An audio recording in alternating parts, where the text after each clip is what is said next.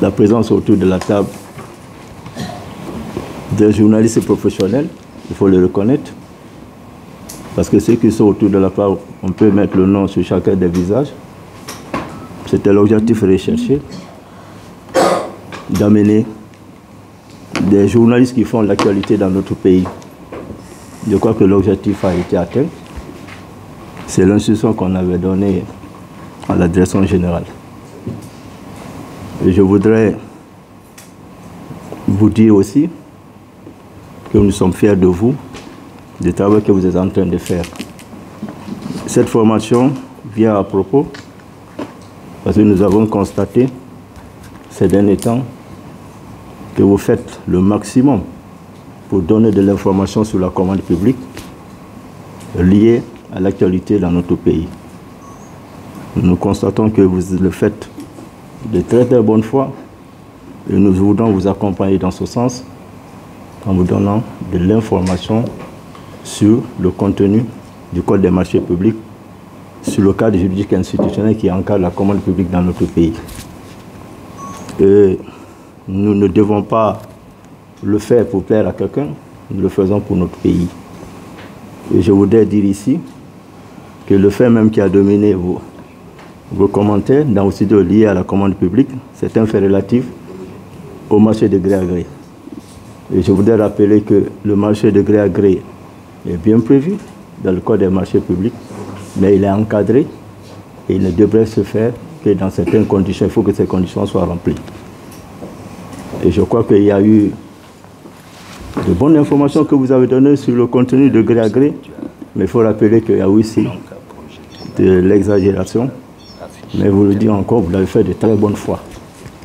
Donc depuis notre prise de fonction ici, le 9 mai 2022, on s'est inscrit dans la dynamique de donner l'information aux acteurs de la commande publique et aussi de donner de l'information aux partenaires de la commande publique, dont les médias et la société civile.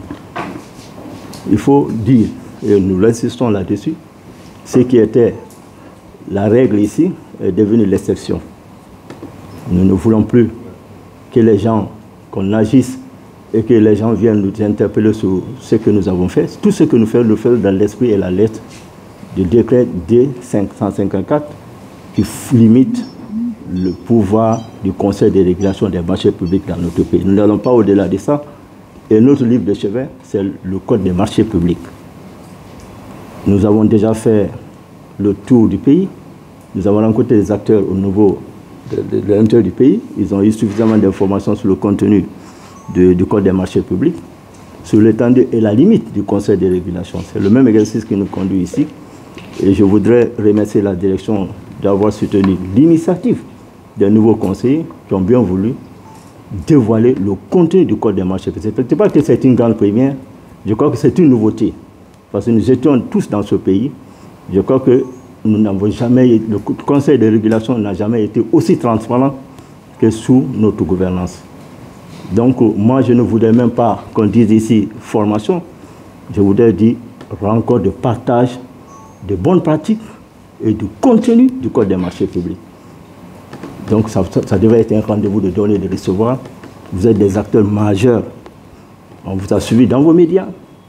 Le contenu que vous avez donné, aux informations que vous avez reçues, comment vous avez traité l'actualité dominante une fois liée au marché de gré à gré.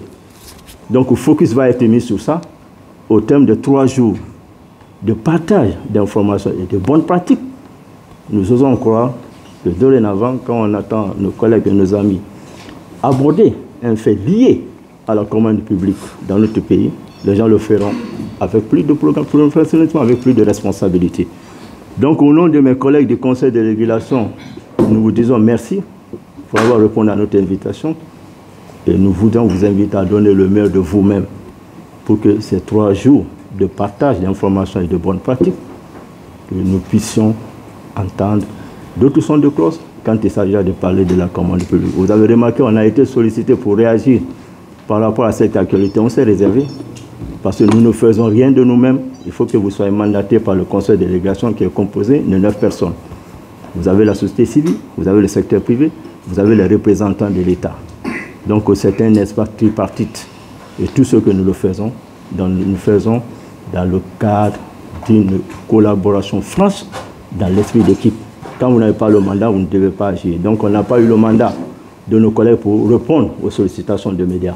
Ils n'ont pas refusé, mais nous travaillons dans le cadre d'une discipline de travail très rigoureuse, donc on ne peut pas aller au-delà de ça. Donc au nom de mes collègues, une fois encore, nous vous disons merci, chers collègues. Nous sommes heureux de retrouver nos amis avec lesquels on a partagé beaucoup de choses, avec lesquels nous continuons à partager d'autres choses parce que nous les rencontrons sur d'autres fronts et dans d'autres studios. Donc, au nom de mes collègues, nous vous invitons, mesdames et messieurs, à mettre ces 3 jours à profit pour poser toutes les questions, pour demander toute la documentation, pour que quand on vous entend parler de la commande publique, quand on vous entend parler des défis, des enjeux liés à la commande publique, que nous soyons à l'aise, parce que je voudrais rappeler, plus de 75% des budgets de l'État sont consommés à travers la commande publique.